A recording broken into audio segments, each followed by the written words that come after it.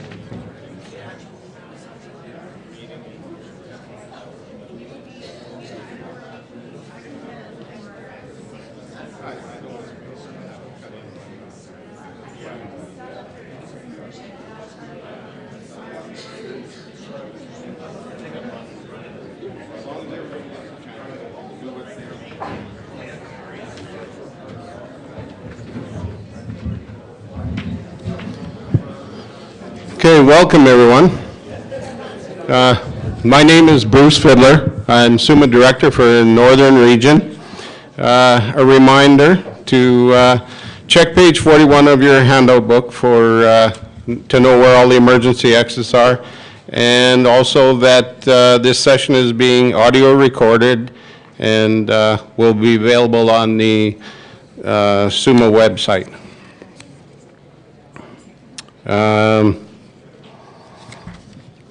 Okay, today's session is Today's Saskatchewan. We have three presenters here today. First off, we have Alistair McFadden. Alistair is the Acting Assistant Deputy Minister of Labour Market Development with the Ministry of the Economy. He leads the team responsible for coordinating labour market programs and services to meet the needs of the economy, such as basic education and training for adults, employment services and immigration, and integrated planning across government and with external partners. Excuse me. Alistair studied at the University of Saskatchewan and graduated with degrees in biochemistry and psychology and a master's degree in brain and behavioral psychology. Previously, Alistair was the Executive Director of the Labour Market Planning Branch and Manager of Service Delivery for the province's Career and Employment Services. While working for the Ministry of Social Services, he was awarded the 2008 IPAC New Professionals Award for the Excellence in Public Administration. He has also worked in the nonprofit sector with the Saskatchewan Abilities Council. Next, we have Rochelle Bourgogne. Rochelle is the Director of Mission Planning and Employer Engagement in the Immigration Services Branch of the Ministry of the Economy. In this role, she leads a team responsible for working with Saskatchewan employers to facilitate the attraction of skilled workers from around the world as part of the provincial commitment to support labour market development throughout the workforce attraction. A graduate of the University of Calgary, Rochelle began her career in private sector marketing communications before joining the Government of Saskatchewan in 2010. She has been fortunate to work as part of a team that received the Premier's Award for Excellence in the Public Service for Quality Service in 2012 and again in 2013. Patricia Jackson is a semi-retired teacher who has a passion for language and literacy. Patricia moved to Kipling 29 years ago and has played an important role in the community. Patricia is currently serving as a councillor and has been a member of council for many years, including once as mayor. In addition to her council duties, Patricia is a volunteer and advocate through the Kipling and District Lions Club, her church, drama club, and with the Moose Mountain Literacy Group. Welcome all our presenters, please. Now I will turn it, you can ask questions during the presentations, but I ask that you use the microphone and speak clearly. It will enhance our audio taping of the session. So I will turn it over to Alistair.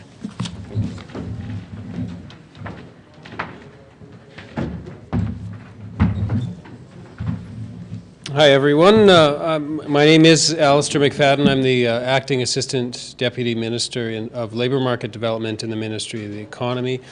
I'll just give you an overview of what you're going to hear in this session so that you know what you're in for. What I'm going to try to do is describe some of the population and labour market context for the province and to sort of set the stage for the urgent need to improve immigration. At that point, Rochelle is going to describe some of the pathways to immigration to Saskatchewan, and Patricia will talk about how her local government has been able to support settlement and integration in the community of Kipling. So our intent is to give you the wider context and then narrow it down to the opportunities to work together at a local level to make sure that our economic strategy is supported locally through the settlement and integration of newcomers. What I'll start with on this slide is an illustration of the population change in our province in economic regions. And what you see on this slide is a shading of growth in blue or population reductions in orange. And what you'll notice for our province is the strongest population growth exists in a band that runs between roughly around the community of Lloydminster down into the southeast, the community of Estevan. So that sash of population growth roughly corresponds to the economic growth at the same time.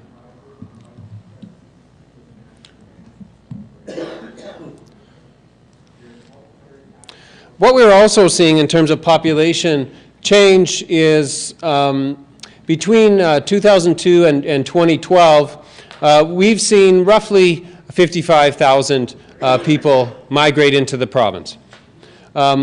The majority of that has been people moving to the communities of Saskatoon and Regina, Saskatoon being the biggest, having the biggest gains in population, about 33,000 of the approximately 55,000 total. And we see some of our smaller centers losing population over that same period. Immigration's been rising in recent years quite significantly. And what you see in this line chart is a relatively flat immigration between 1996 and 2005, and then a surge in immigration activity, but also the need for immigration, which I'm going to come to shortly. But the growth in immigration is over 400% just in recent years. And I expect that many of you would have experienced that in your home communities and even as you travel throughout the province. There's significantly more diversity, and we do see a changing complexion of our population. Immigration overall represents a growing share of the population growth since 2008. This bar chart shows you the portion of population growth that is linked to immigration. So 2006 and 2007 over on the left, roughly a third of the population growth could be directly attributed to immigration. Over on the right, 2011-12, the most current data that I have for you today, more than half of the population growth can be attributed to people coming to Saskatchewan from other countries.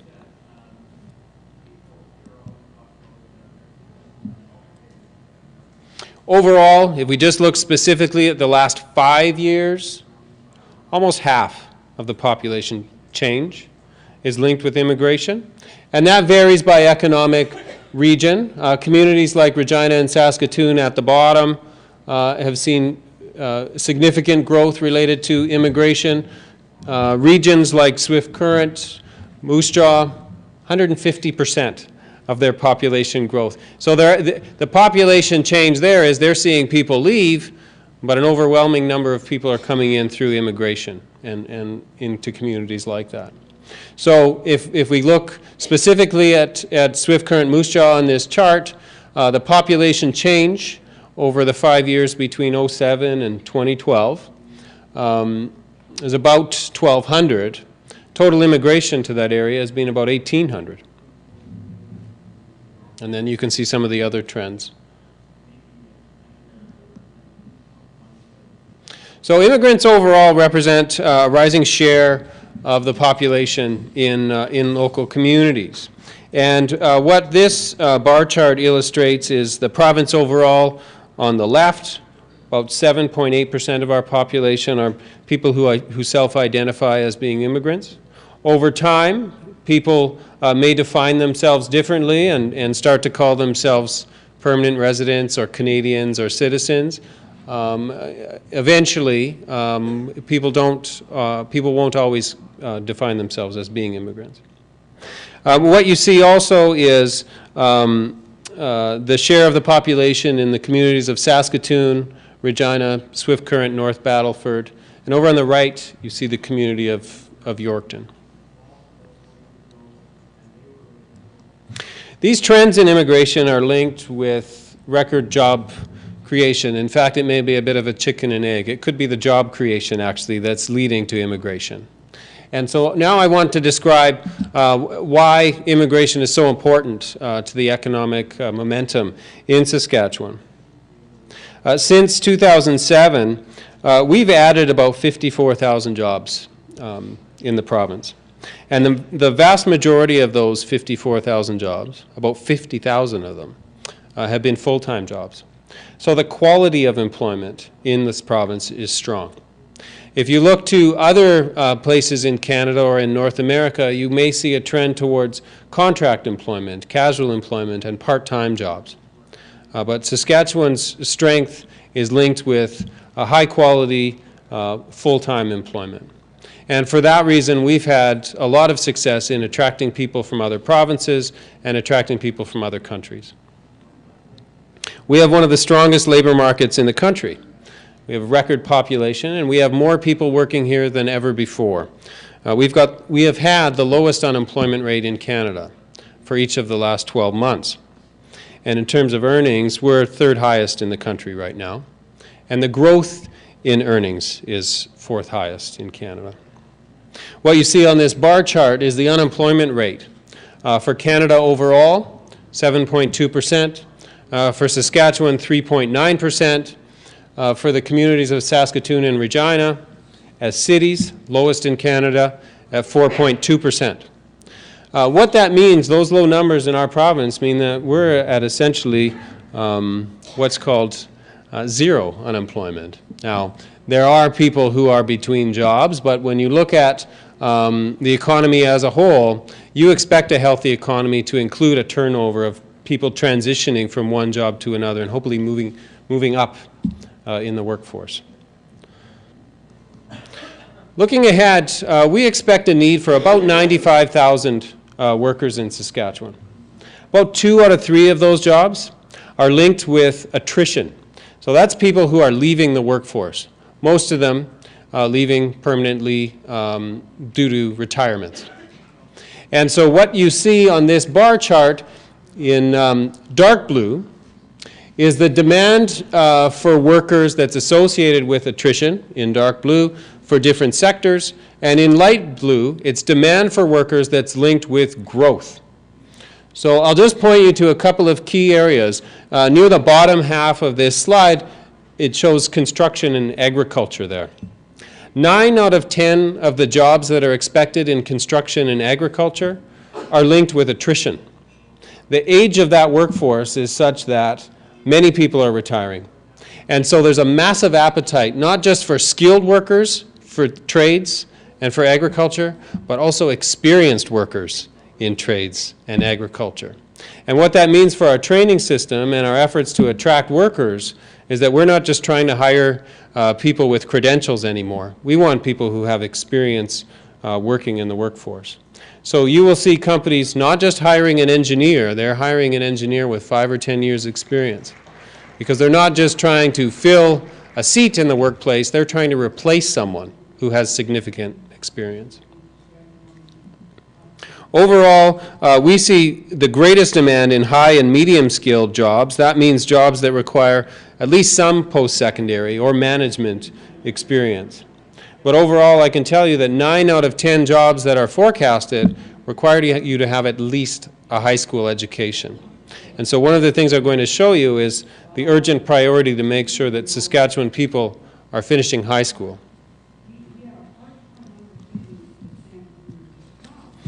What my division works on with other ministries in government, but also with companies and chambers of commerce and local communities and other stakeholders, is trying to build a cohesive and coordinated labor market strategy.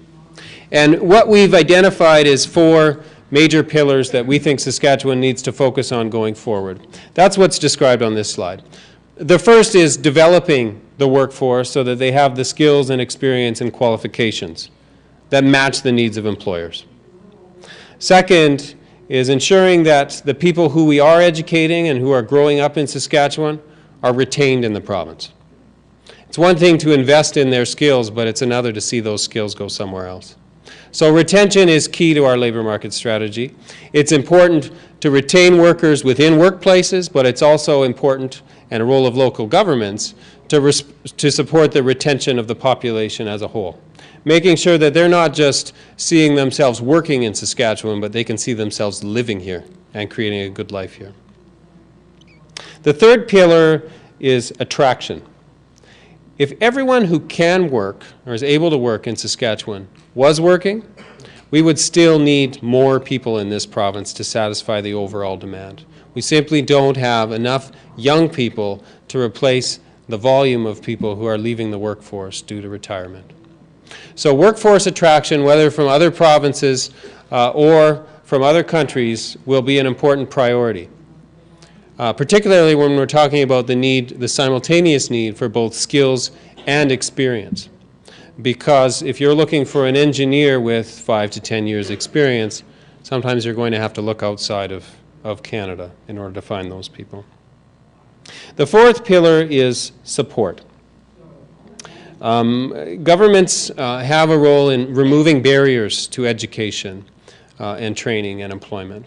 So that would include everything from transportation and housing to supports like childcare, or increasingly with an aging population, the needs that are linked with elder care. Our demographics mean that an increasing number of our workers are part of a sandwich generation that's simultaneously caring for older parents and adult children at the same time.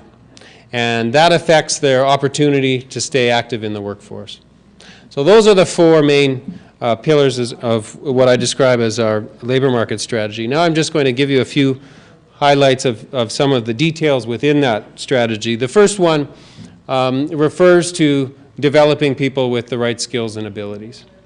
And what's shown in this bar chart is a gap in the high school completion rate for people who are First Nations, Métis, or Inuit compared to the graduation rate for people who are not Aboriginal.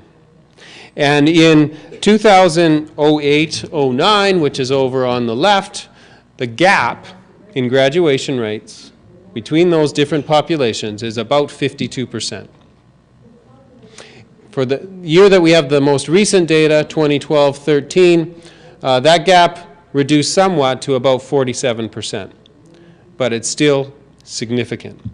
And what the government identified in its plan for growth that was released in October 2012 was that we need to at least cut that gap in half.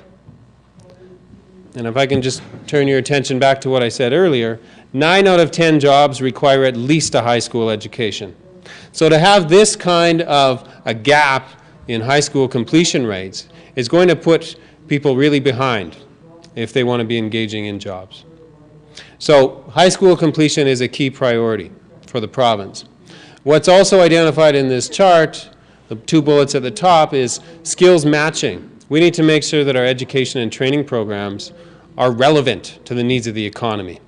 So our institutions are trying to do more to invite employers into classrooms so that people know more about the vocabulary of the workforce. They have an opportunity to learn in the job through co-ops and internships and work placements. And we make learning more relevant to preparing people for life, not just preparing them to graduate, but preparing them for adult roles in Saskatchewan. In terms of retention, one of the opportunities that we have in Saskatchewan is to do even better in supporting a diverse workforce, making sure that everyone who can work is working. And what you see on this bar chart is Saskatchewan's employment rate for different subpopulations and the best employment rate in the country. So I'll just give you a couple of highlights. for Aboriginals, for the population that's between 15 and 54. The employment rate right now in Saskatchewan is about 59%. Best in Canada, in Nova Scotia, is even higher. It's 67%. So if we had the modest aspiration to be just as good as Nova Scotia, we would bring our employment rate to be on par. And that would mean almost 5,000 more people working in the province. And when you hear the rapid call from employers to address the skills shortages that we have in Saskatchewan, here's an opportunity right at home. That's a population that already is in the province. What we need to do is make sure they've got the skills in order to qualify for those jobs. And so across this chart, you will see different subpopulations. There are immigrants, where Manitoba outshines us right now in terms of the employment rate. Canadian-born non-Aboriginal women, again, Manitoba is beating Saskatchewan there. If we look specifically at that group, because that's half of our population, a small improvement in the employment rate for women is a massive improvement in terms of the size of the workforce. So just to match the employment rate of Manitoba, not even a 1% increase, you'd see more than 3,000 more workers available to Saskatchewan.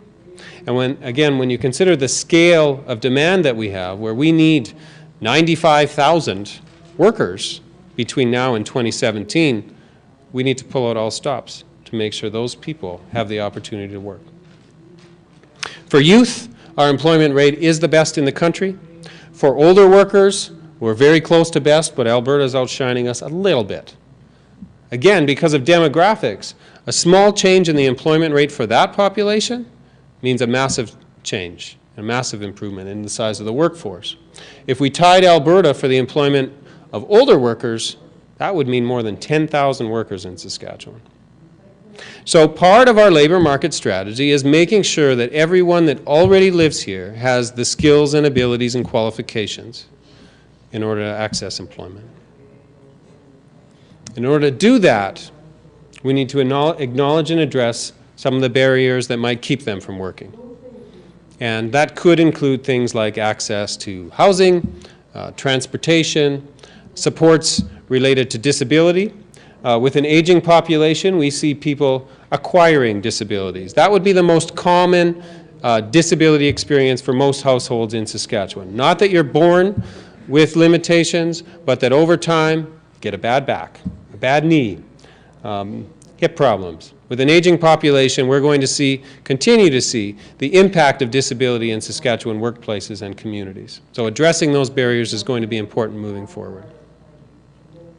We also want to make sure that we're providing timely and accurate information to the public so that people know about the breadth of career opportunities. We want to make sure that the vocabulary of jobs is well understood by the public, because many families will only know the very limited vocabulary of the jobs of yesteryear. So the doctors and the lawyers and the teachers. And when you think about the expansion of jobs related to technology, the web designers and the people who work in social media, those kinds of jobs didn't exist 10 or 15 years ago. So it's going to be important for government to work with classrooms and to work with parents so that people understand the vocabulary of jobs. So access to information is also going to be critical. But because of our population, we don't have enough people in Saskatchewan to satisfy all of the demands of Saskatchewan workplaces. We're going to have to continue to attract people from outside of our borders. What you see on this chart is an illustration of the components of population change in Saskatchewan since 2007. And I've illustrated this to try to give you a sense of where we've been successful in attracting people. So there's a line that says 0. Anything above that line is people who are coming to the province. In blue, that's the natural increase. So that's people having babies. In red, it's international migration. And in green, it's in-migration from other provinces. Sometimes that can include immigrants. So they may have landed in Quebec, but they've decided Saskatchewan's a better place to be. And who wouldn't? In purple, what you see is people who are leaving the province. So while we've continued to have significant success in attracting people, and we have one of the strongest birth rates in the country, we have lost people to other jurisdictions at the same time. So we need to make sure that we're linking our residents with jobs in the province, and we're going to have to continue to attract people from outside of Saskatchewan. That's something that Rochelle will be able to talk about when she gets to the specifics of our immigration agenda. I just want to turn your attention to the Saskatchewan Plan for Growth, and I apologize, there's a typo on here that I didn't catch until the last session. One of the targets in the Plan for Growth that was set out was an objective to have 1.2 million people living in Saskatchewan by 2020, not 2012. We are well on course for that right now. It means we need another 100,000. But key targets in that plan that are linked with the labor market and specific to immigration include a need for 60,000 new workers by 2020, increasing access to immigration through our provincial immigration program. Rochelle is going to describe what that is and how it works. Right now, there is a cap. The federal government decides how many people can come through provincial nominee programs. And in Saskatchewan, it's just over 4,000. We think that 6,000 would be more adequate to the needs of, to meet the needs of Saskatchewan's employers. We've also made a commitment in that plan to promote job opportunities in Saskatchewan through recruitment fairs in other provinces and going to other provinces, or pardon me, to other countries. We've made a commitment to work with the federal government to strengthen the supports available to access temporary foreign workers. Some of our needs are temporary. If you think of a construction project, it's a long-term facility that might be built, but using temporary workers who are needed on an itinerant basis who might move from project to project. So that would be an example of why temporary foreign workers are critical. And then the last bullet that's on the slide is not only are we trying to recruit in person by making Saskatchewan a more visible presence outside of the province, we're trying to do more online to make sure that people understand the strength of the Saskatchewan brand. And that includes not just promoting the jobs here, but also promoting the quality of life in communities like yours. So that gives you an overview of the context and why an immigration strategy is so important. Rochelle's going to describe how immigration works. And again, as I said earlier, Patricia's going to describe how local communities, local governments, actually support that immigration agenda. Thank you.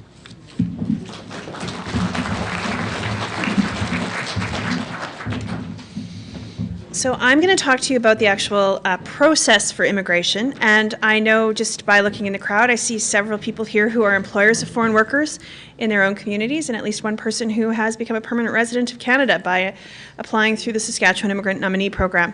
So anyone who is born outside of Canada is required to go through the immigration process at some point if they enter Canada. So I'm going to give you a bit of an overview about how newcomers in your community may have come to be newcomers in your community.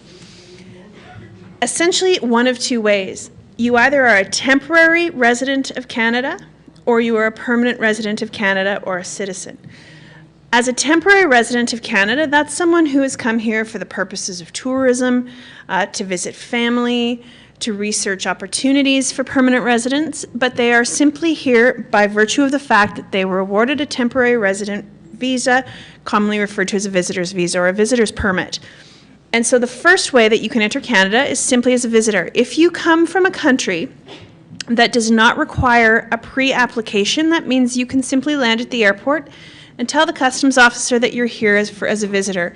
Countries that can do that are countries like the United States, Australia, Greece, Israel, the United Kingdom, and there is a predetermined amount of time that you can remain in Canada as a visitor. Typically, that's going to be around 6 months, but there are many countries from around the world that you do need to apply for a visitor's visa prior to entering Canada. And that will involve an immigration interview. It may involve a criminal record check and health and security screenings as well. So the process to even visit Canada varies based on jurisdiction. The second way that you can temporarily enter Canada is as a student. So as a student who is undertaking post-secondary education, for example, but even as a student who is enrolled in primary or secondary school, you do require a student permit to allow you to study in Canada, again, for a determined amount of time, and that prevents you from obtaining employment off campus with a student work permit. The third way you can temporarily be in Canada is something that you will all be familiar with, and that's the Temporary Foreign Worker Program. So a temporary work permit is granted to an individual based on their ability to maintain employment in Canada. The maximum time that a foreign worker can remain in Canada with a temporary work permit is 4 years. In 2011, the federal government introduced what's commonly referred to as the 4x4 rule. We believe this will impact Saskatchewan in 2015. What that means is a temporary foreign worker can only remain in Canada for 4 years if they do not have the ability to apply for permanent residency. After 4 years, the foreign worker has to leave Canada and wait 4 years before they can return. Now, in Saskatchewan today, there are between 9,000 and 10,000 temporary foreign workers. By comparison, in Alberta, there's over 85,000 temporary foreign workers, many of them who have been there prior to 2011. What that means in 2015 is that unless they have obtained a nomination or an application for permanent residency, they will be required to leave Canada.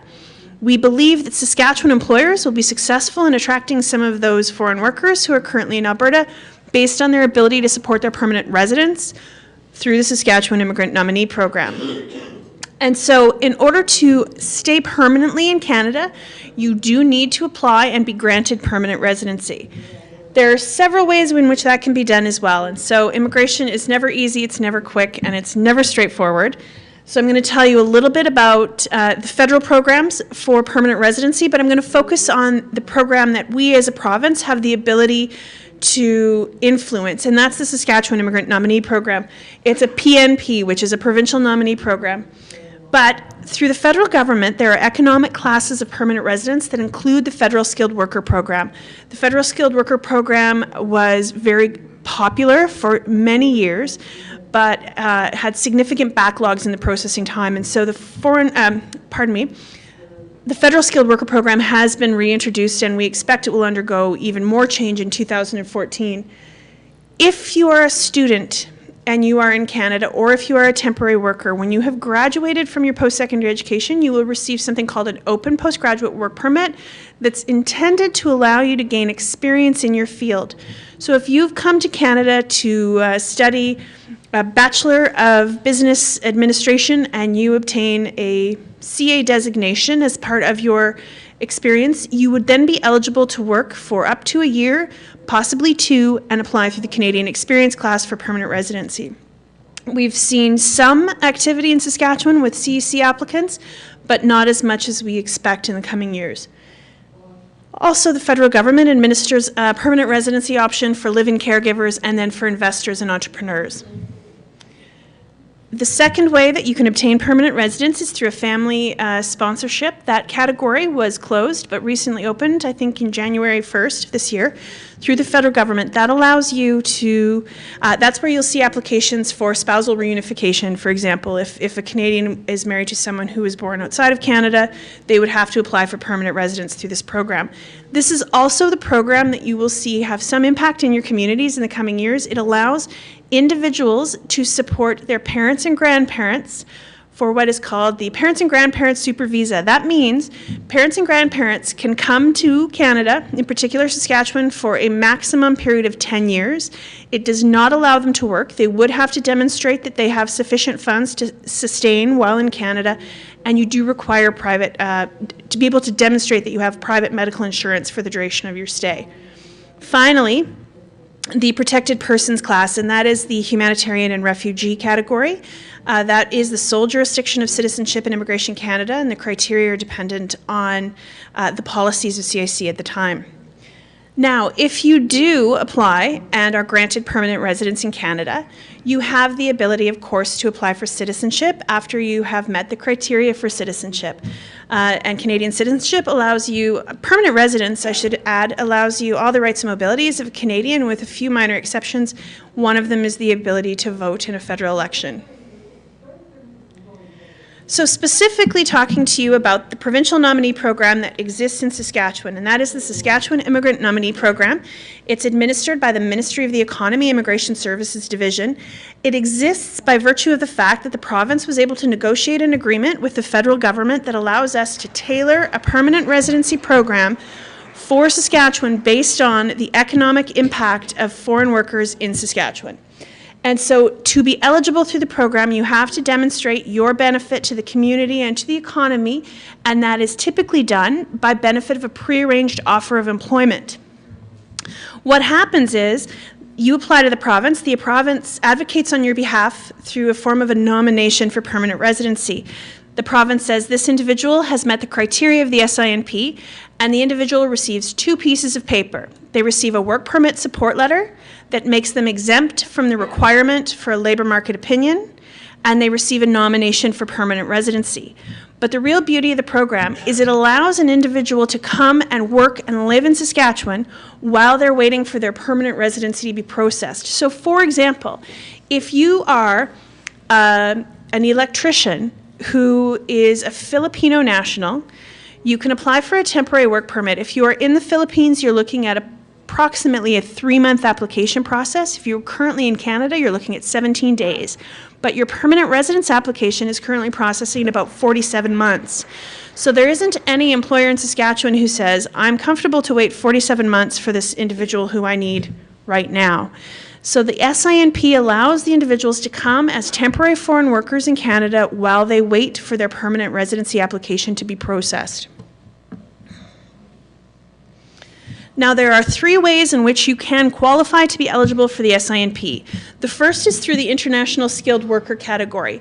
The first 2 categories of the SINP are completely employer-driven, and what that means is your eligibility is tied to your ability to work in an approved, genuine, permanent offer of employment in Saskatchewan.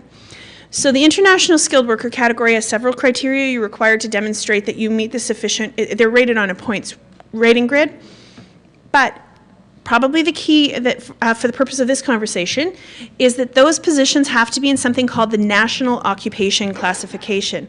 That is a classification that's administered by HRSDC that essentially categorizes all job descriptions into a series of numeric codes.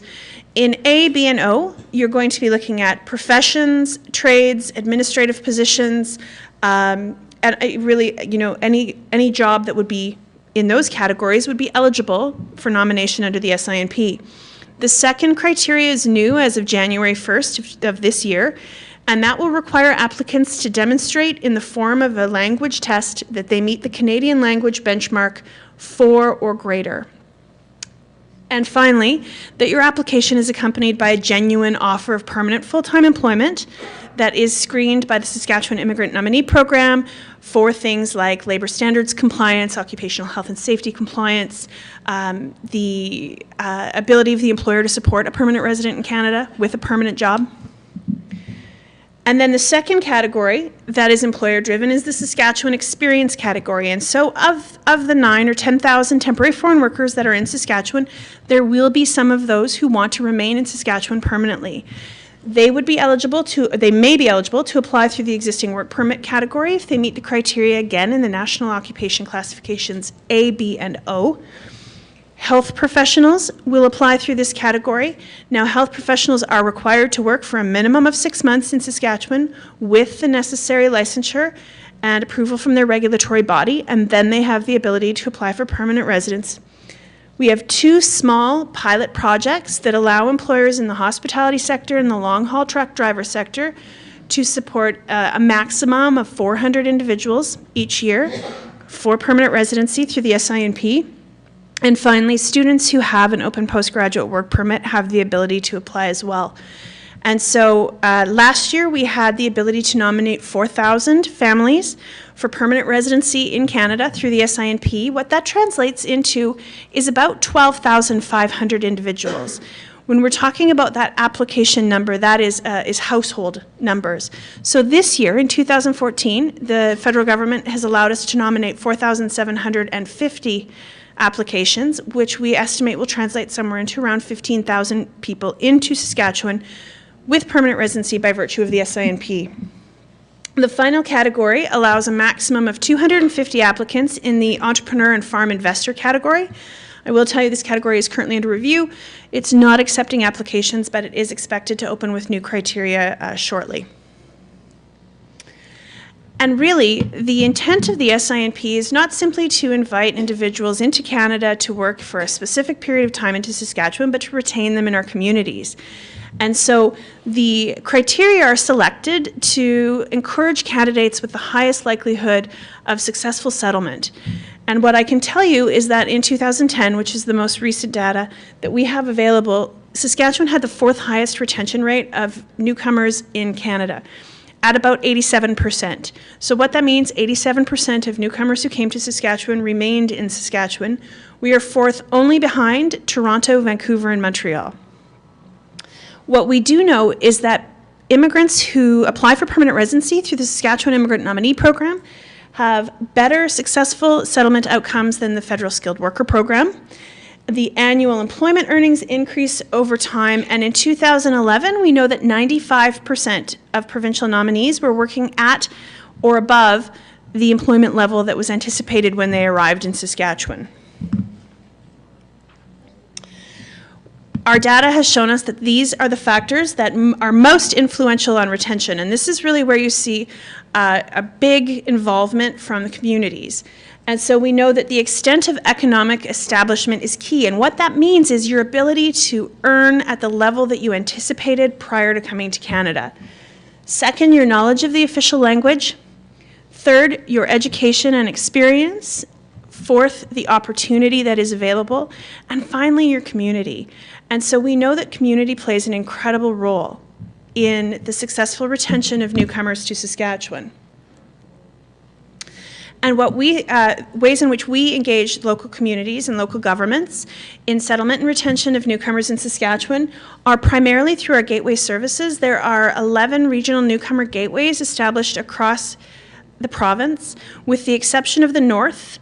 It means that each individual would be within 150 kilometers of a gateway service. The gateway services provide pathfinding support for newcomers. Where do you get your health card? How do you find affordable housing? How do you enroll your children in school? And so those are the services that are provided by the regional newcomer gateways, but they're also provided beyond that. And Patricia's going to talk to you a little bit about exactly what Kipling has done in terms of welcoming newcomers into their community and assisting with that successful settlement. So I will tell you that I am sure, if the last session was any indication, that you may have some questions that are very specific to individual cases about immigration. I brought my business cards. You're all welcome to take one in the event that you have a question now or in the future. But after Patricia is done speaking, we would be happy to answer questions about the immigration process as well. So thank you very much.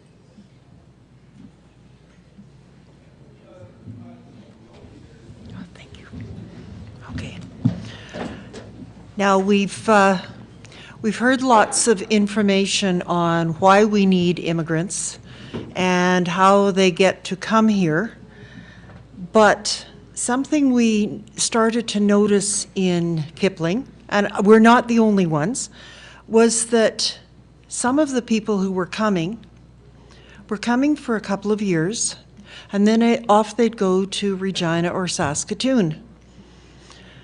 Now, I like Regina and Saskatoon, but I'd much sooner keep the people who come staying in our community. We know that coming to someplace new is very, very difficult.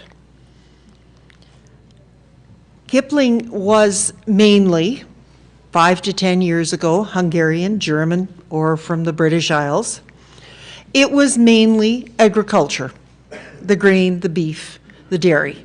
That was the biggest employers, that was the biggest income. Now, we still have the agriculture, but besides the grain, the beef, and the dairy, we've got pig genetics. We have a company called PIC. They have 3 barns. That stands for Pig Improvement Company. They have three barns south of our town.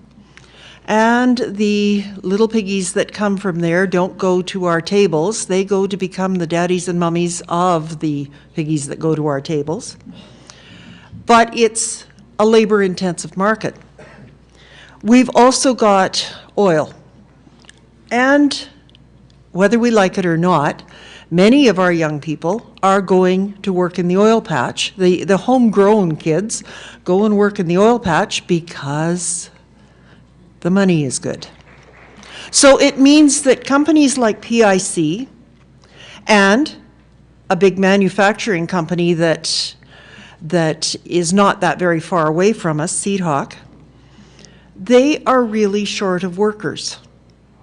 PIC has been bringing in people from the Philippines, in large measure because most of them have agricultural experience. And so they know what they're doing when it comes to looking after these little piggies.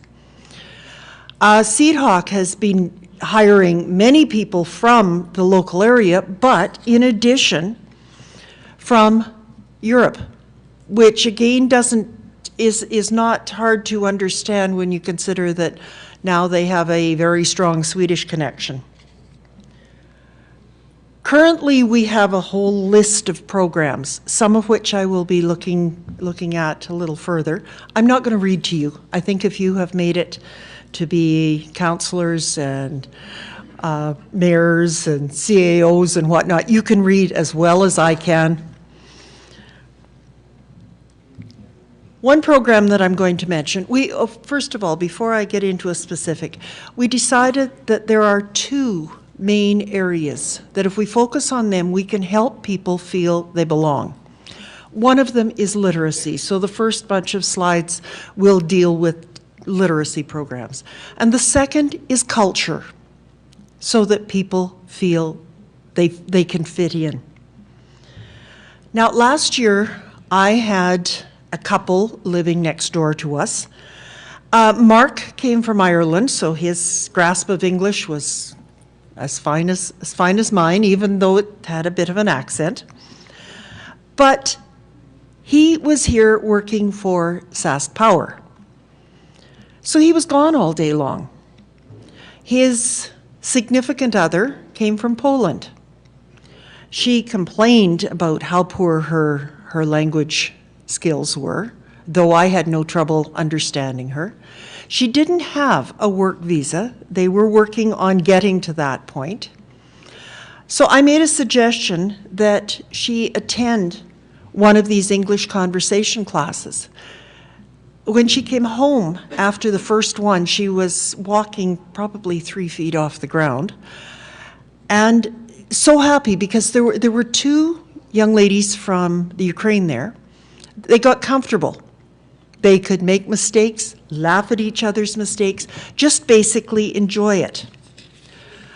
The facilitator is Cheryl Furch. She's on the left there. She plans the general topic. It might be food, it might be household items, animals, whatever. And they will discuss that during the course of the evening. The preschool story is for any of the preschool areas. Any children from the area. Our daycare is only about 1.5 blocks from the library, and if you see someone who looks a little larger than preschool size, she works at the preschool. They bring little people over, and they hear the stories and so on. Sometimes parents get to attend if they're happen not to be at work that day, sometimes grandparents, whatever it takes. Beyond the stories, there are other activities. I mean, you've got your rhythm, and you've got your music, and of course you've got crafts. And the kids love it. They're talking with one another, they're making friendships, but they're also learning words. And I didn't realize this until the information was gathered for me, but meow is the same in any language. These story sacks are prepared by the library staff to be loaned out to families. And as I'm sure you will read in there, that there are many things beyond just books in them. The library staff will also help parents to be able to use these at home to enhance the experience for their kids and, by the way, for their parents. This Come With Me training has kind of spread out. Teachers teach no matter when, and so if one has learned some skills, they're passing them on to other people, and it never hurts. Kipling does not have many Aboriginal students attending our school, but within about a 60 miles out from the town in any direction, we've got 7 reserves.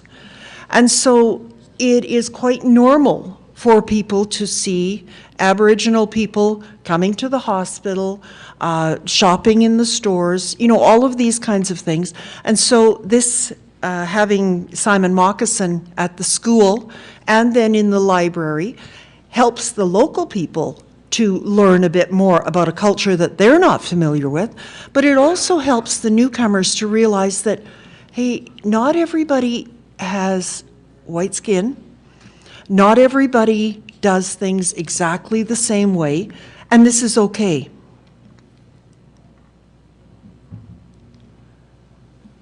Parks and Rec has a summer parks program that's available to children up to the age of 12. Now, I had a lot of experience with this simply because I had a grandson who is now within a week and a half of being 17, and a granddaughter who, the end of March, will be 12, but for the last 2 years, she's been much too old to go to the parks program. They would come out and spend time with us. During the week, there was always a theme for the week, and during the week, there would be 3 afternoon activities that were sort of standard, although theme-related. One afternoon, they went to the library, and often there would be people such as what you see on the slide. One afternoon, they would go to the museum and get a chance to see a little more about Kipling's history, and one afternoon, they would get to go to the pool. That was always the favorite day. But they just love having somebody come and entertain because they can get involved.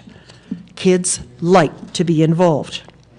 They even like to be involved with things like the Pumpkin Festival. Ooey and gooey and messy. When it comes to learning a new language, kids do it faster. We have kids come into the school. They said I'm semi-retired, which basically means as a substitute teacher, now and again I can say no, and somebody will listen, not always. But you see kids come into the school who might know 3 or 4 words of English.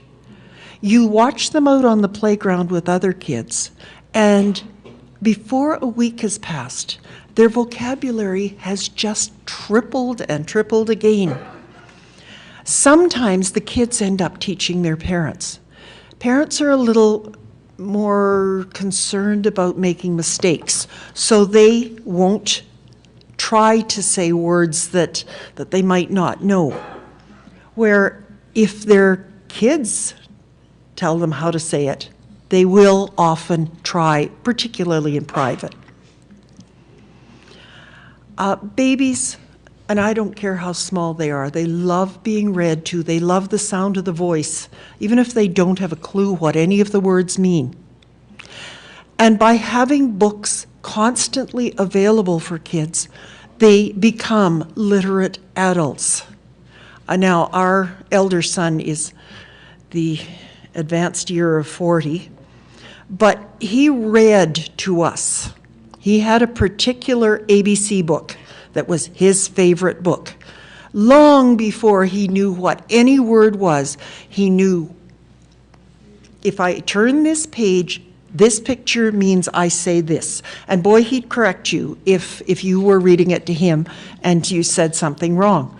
So by introducing books to tiny, tiny tots, you're increasing their chances of having the education that we've been talking about already.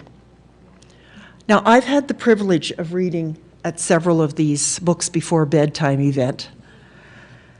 It doesn't matter if kids are 3 years old or even younger, or if they're in grade 12, they like to be read to. When I've taught grade 12 students, sometimes they will say, "Can't you read this story to us?" Because especially for those whose grasp of the language is a little weaker, they want to hear it as well as see it and be able to process it both ways. The more they are read to, the more they read, the better chance that they will have being successful in school. The Early Childhood Impact Program is for 4-year-olds before usually they're in play school, something like that. And again, it's just another way of helping them to be ready for school. And of course, who doesn't like puzzles? And not only is that helping with their literacy skills because they're talking to one another, they're also getting better hand-eye coordination. On National Family Literacy Day, again, an emphasis on having parents and children interact. Okay, now that's a number of the literacy activities, and I know most of your communities have probably got very similar things. These happen to be the way things were homegrown in Kipling for the most part. But on the other side, the cultural side, well, recreation is part of culture, and recreation does bring people together.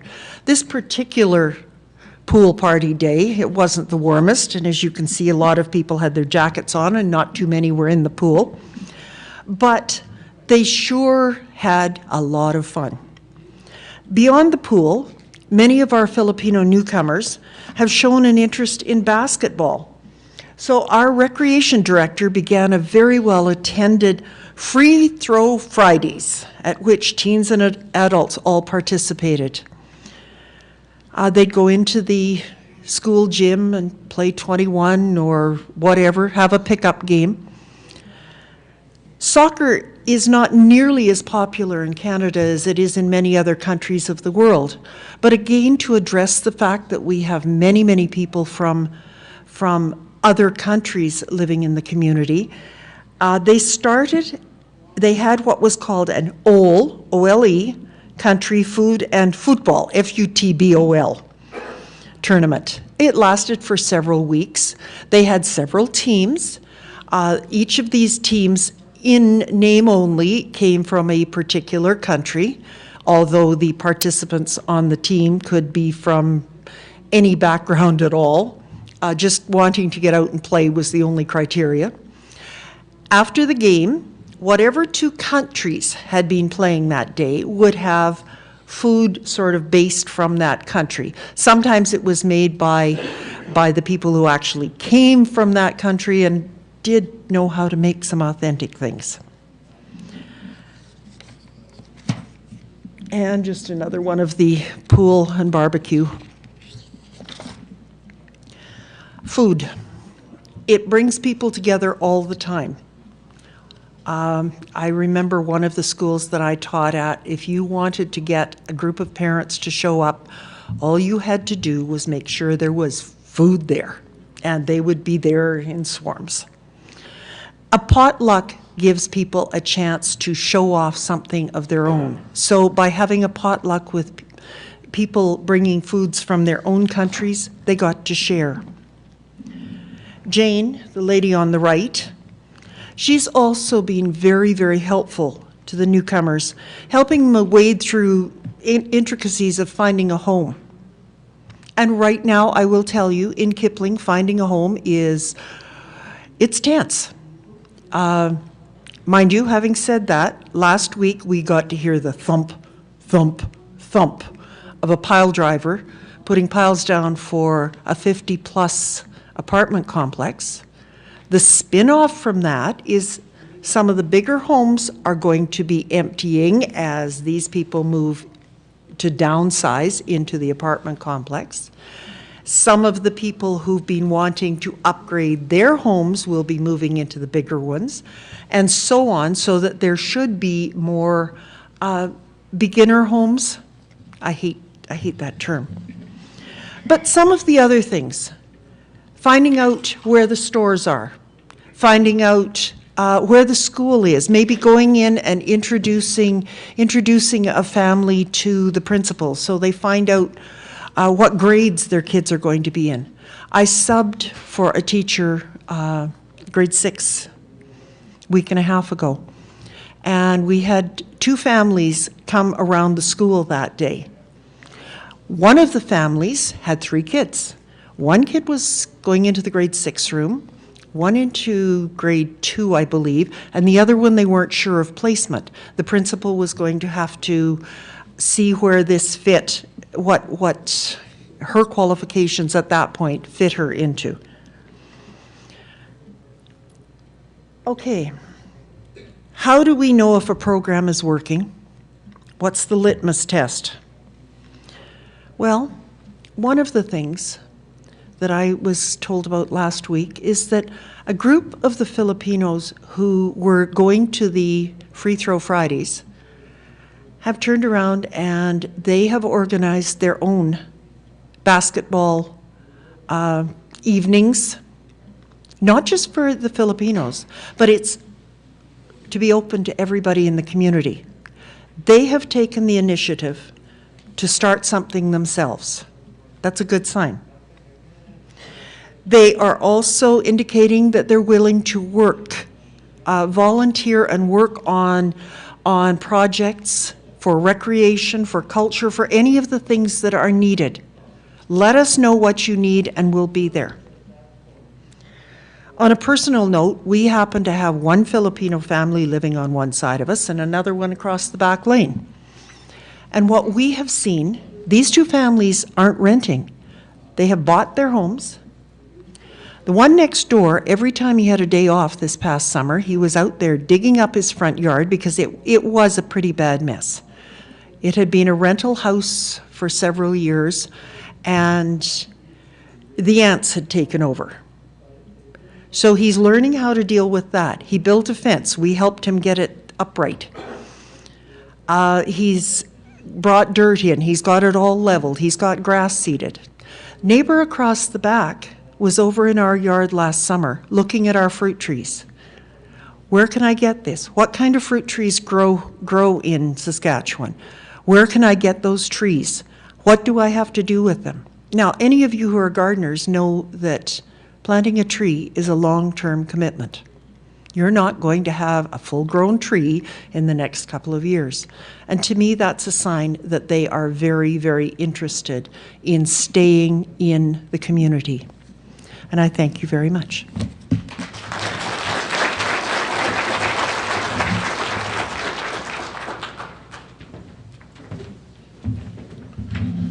Well, thank you to all our presenters. Do we have any questions for any one of them?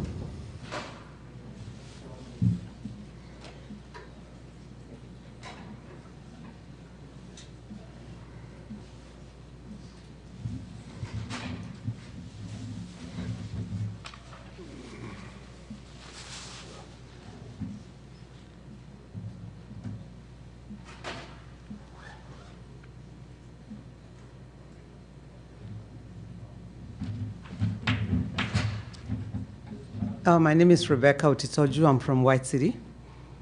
I have a question for Rochelle. Yeah. Yes. Please, could you throw more light on the family nominee program? So,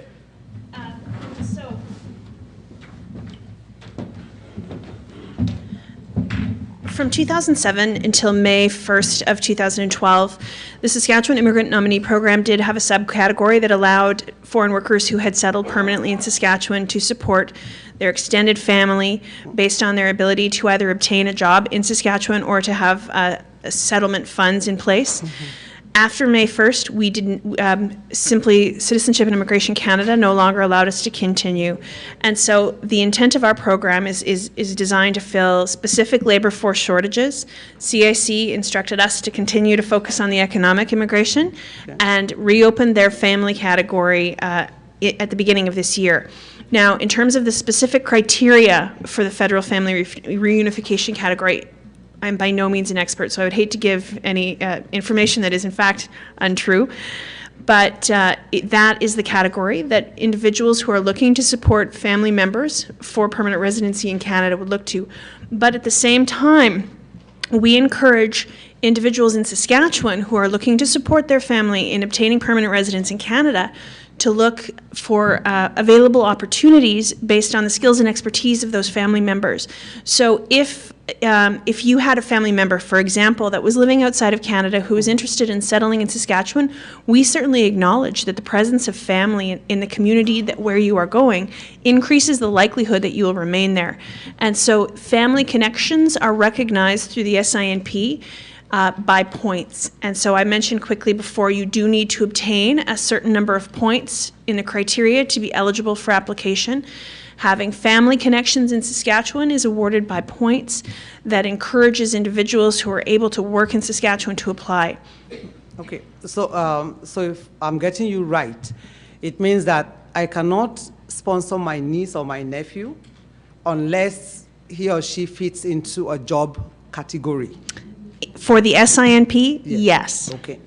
Okay, and then another question which you did not touch was in the past, when you bring in a family member, the expectation is that that family member will stay in Saskatchewan. Yes. At first, when it started, it was maybe they have to stay for 5 years. And then now I think it's indefinite. I'm not sure if I'm right about that. So with the new, is that still what it is? And then with the new changes that you have now, how does that play? The intent of the program is to select candidates that have the highest likelihood of remaining in Saskatchewan. And so with a limited inventory available to us this year, 4,750, we have set our criteria to try and attract the candidates who are most likely to remain here. With such a limited availability of application spots in our program, we would not want to find a situation where an individual was applying, to do perhaps commit to 1 year working at an establishment in Saskatoon only to get the next bus to Mississauga as soon as they have passed that cap. There is no legal requirement for a permanent resident of Canada.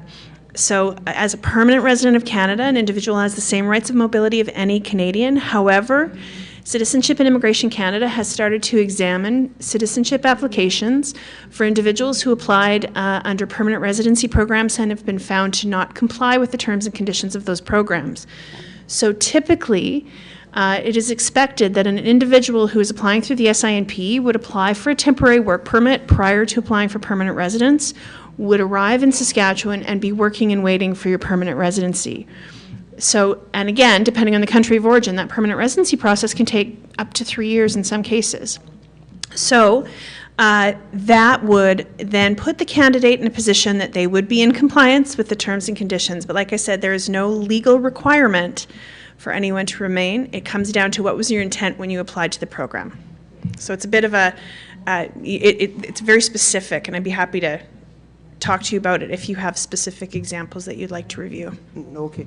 And maybe also, by the way, I should also mention, for someone who has been in Saskatchewan for a while, I know what immigration was in the early 90s when we came and what it is today. So I really want to commend the government for having the nominee program. But I would really want to see a situation where I could actually bring in my family members, not tied into that job category, even though I know that the economic aspect is also very important. But as you said, most of those that have been here, they've been able to get into their jobs. So, for example, I've been able to bring in 2 of my own family members before this new policy came out, and today they are both working in their fields. So it's not, I didn't see the older program as not good enough when it comes to economy, because the intention was there to work and to stay here. And as you said, having a family member here is a big plus, because I tell people it's not about -50 in Saskatchewan. It's about knowing that I have a community. I have somebody I could go to if I have a problem, who would understand where I'm coming from with whatever I'm saying or doing. So I will still want to appeal, maybe, I'm sure not to you, but I hope to see the old policy come back, because of the fact that it gives us more opportunity to be able to bring our family members, and then it also helps to bring younger immigrants. Because when you are looking for people with 10 years of experience, 15 years of experience, you are looking at people in their mid-30s to 40s. Okay. A practical example, my husband was 40 when he came to Canada. He did not get a job in his line till 2005 from 1990. That was how slow it was at that time. And then for someone who is now over 60, he did not have enough time to work and accumulate pension for him to say, okay, I'm now 65, let me leave work. But bringing in my 25-year-old niece, even if she works she works and upgrades herself for the next 10 years, she still has over 20 years to work and accumulate pension. I'm not sure if my economic description, it's something that we are looking at, because when we bring older people, unless we are bringing in people that as soon as they come, they are actually working at that high level of income where they could earn and save for retirement, we might end up with people in their 70s still working minimal job. This is my own comment. I think the target of the province should be for the younger ones. As my husband and I, we used to say that we are in Canada not just for ourselves, because when we came, we knew the age, but we came with 4 teenagers who are doing very well today. So, which to me is more of economic benefit to this country, to have those young ones than bringing people in their 40s or people who are close to 50. So I think it depends on what angle we are looking at when we are talking of economy for the province. Right. I certainly appreciate your comments, and I think that there are, one of the reasons why there are several categories for immigration that exist under Citizenship and Immigration Canada is to address those demographic needs in a very different way. What I do know that for the case of the SINP, the intent is to ensure that the individuals who are obtaining employment are able to work at that level for which they have applied immediately. And so that's where we can engage our partners in foreign credential recognition in the regulatory bodies. For example, I can think of the Filipino nurse recruitment that you may be familiar with, that was covered quite extensively in the media about 2007, 2008. And so to give you an example of how the province supported those employers in ensuring that those candidates could work in the job they were hired to do immediately was by involving the regulatory bodies in the recruitment process. And so the candidates that were hired were prepared and able to go to work immediately upon landing in Saskatchewan. And we certainly value the contribution that family connections make, and that's why in our current criteria you will see the points reflected in the assessment process, but we do not anticipate Citizenship and Immigration Canada allowing us to reopen a category that is not directly tied to the prearranged offer of employment in Saskatchewan.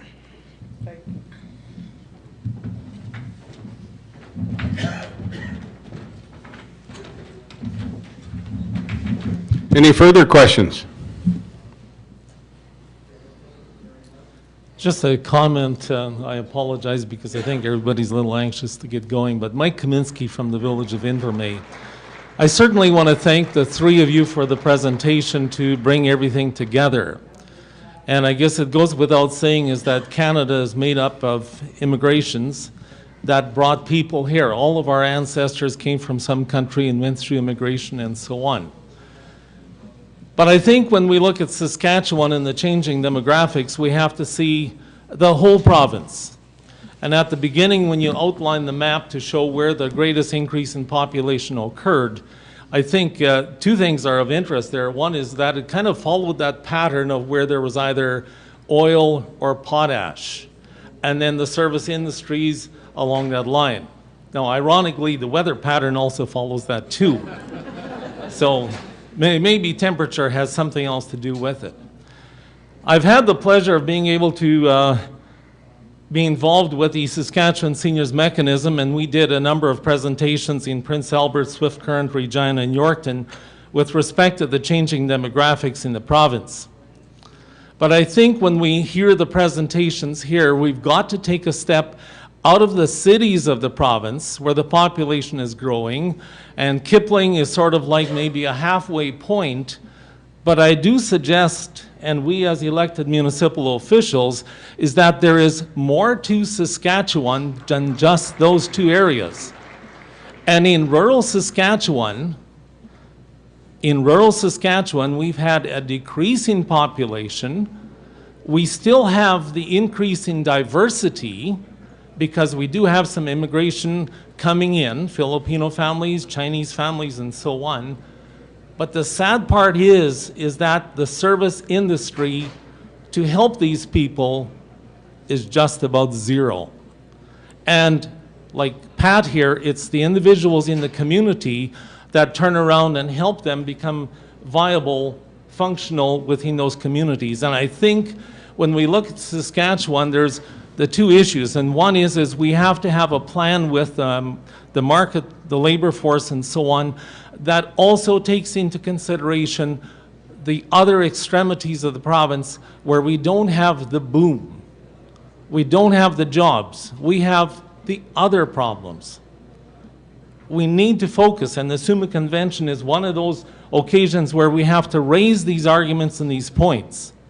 It's critical. So that's one thing we have to keep in mind. And when you talk about immigration, like I'm not going to pretend I don't sympathize, and I appreciate it because, and I'll just give you a quick caption of my own family. My wife was born in Poland. I have two son-in-laws, one Greek, one British. I have 3 daughter-in-laws, one East Indian, one South Korean, and the third one, ironically, is from Lumsden. So I do appreciate immigration. However, what shocked me a week ago, and I think it's part of a plan that Saskatchewan has to take a look at the whole picture, is I was told that the stats from 2007, right here in Regina, the Regina General Hospital had over 800 abortions in 1 year. That's not counting Pasqua, and that's not counting the hospitals in the other cities in the province. If we could do something to educate and to assist so that we don't have that many abortions, we can maybe, instead of bringing a whole bunch of immigrations, that might be the 2,000 other people you're looking for, because that is about what we destroy of our own families every year. And I think if the government puts some money into assisting young, whether it's single mothers or young couples or whatever the situation might be, so that we could reduce the number of abortions on an annual basis. But I thought those 2 points need consideration. Thank you. Thank you for your comments. Louis Robin, Councillor of Town Nipawin. One of the things that was brought up was about educational opportunities and trying to bring the employment needs to the educational providers. One of the things I think has to be done is looking out at the rural communities so that those educational opportunities are there. You know, the town of Nipawin, the community college there has now just started up a 4-year Bachelor of Education program working in consultation with the University of Regina. And the next thing they're looking at is maybe even a Bachelor of Nursing, so that the local people that are within the area have easier access to those educational opportunities. And I really think that SIAST and the universities and the community colleges really have to start working together and trying to develop a recognition process for the certificates and the degrees. Because I think that would, one of the things that would help a lot of rural Saskatchewan is having those opportunities there. Excuse me. Just because it allows those people to feel at home. You know, I believe with the Bachelor of Education program, I think there's 4 or 5 Filipino students and families that have moved there, and they've taken this chance to have that education, still work within the community, not have to have a place in one of the cities. So that's one of the things that I think that, you know, provincial and federal governments should really work towards. We have the infrastructure. Yep. Let's start using it. Thank you. Excellent points.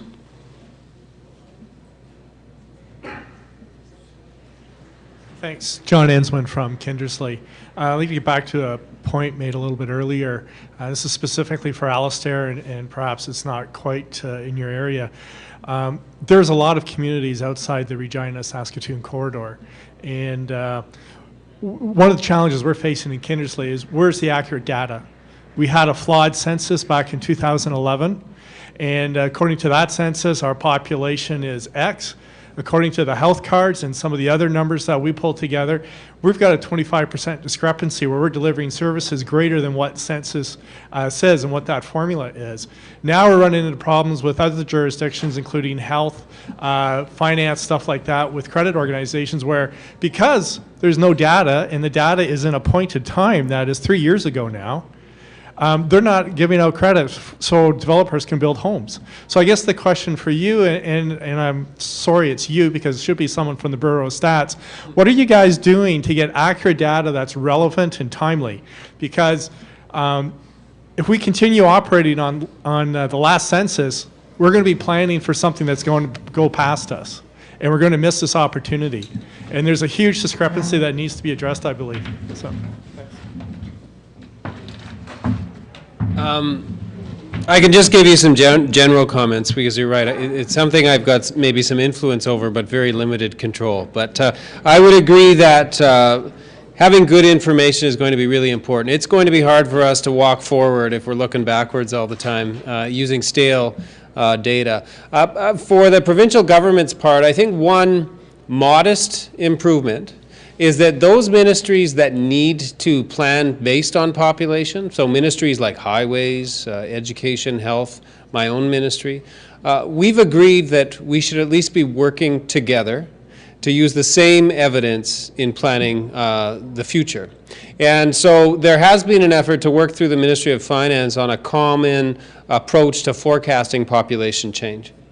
In terms of getting better diagnostics about the current state of the population, I'm with you actually. I think that there is some strength in the health cards as one tool. I think that there are definitely some limitations with what we have with the census, but the reality is the true population is probably something in between those two sources. And so I think that when we are using numbers, when I'm presenting some of the statistics here, it's not that I'm offering the truth, I'm offering the best evidence that we have. And I think that we have a long way to go to make sure that we're using the best possible data for making thoughtful decisions. As you point out, if this affects the ability for developers to access credit, if it affects the rationale and the logic for where we're going to build a hospital or where we're going to demolish a school, we better make sure we have it right because it does have a lasting impact. So thank you for the comment. My name is Reggie Newkirk and I am from Lumsden.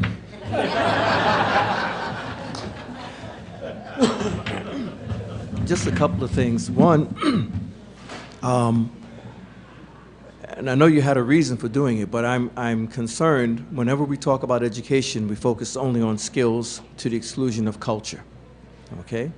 Because for me, culture is what really expresses the humanness of our side, rather than becoming a technocracy society that focuses only on technology and so forth, okay? Another thing that strikes me is that, excuse me,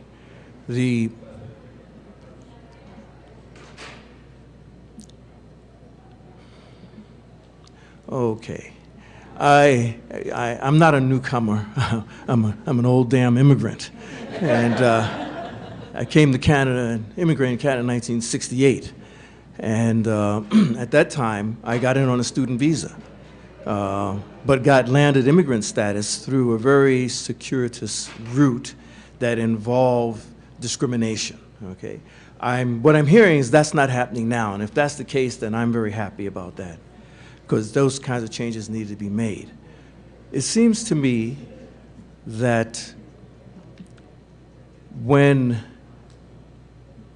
the challenge to Saskatchewan in terms of retention is grounded in the receptivity and the welcomeness of the communities to which those individuals, the newcomers, are coming. Because if they're not welcome, if they don't feel that they are welcome, unless they are sort of really powerful individuals and what have you, they will go to where they think they will be welcome. And so it's for us, and I put ourselves in it, myself in it, we have to figure out ways in our communities to not only support, but to welcome and to demonstrate the welcome. And one of the things I can tell you that works is talking to people and cracking jokes with them, what have you. And after a while, friendship begins to develop, what have you. That's what's happening in Lumsden. And, and to do that, it seems to me that as human beings, we have to be less self-fullness in our orientation and more open to otherness. And the otherness is not foreignness. It just means different culture, different languages, different experience. Right. So that's it. Well, thank you very much, everyone. For all of our presenters, I have a card of thanks with donation to the Mike Badham Scholarship Fund on their behalf, and a big applause for them. Thank you.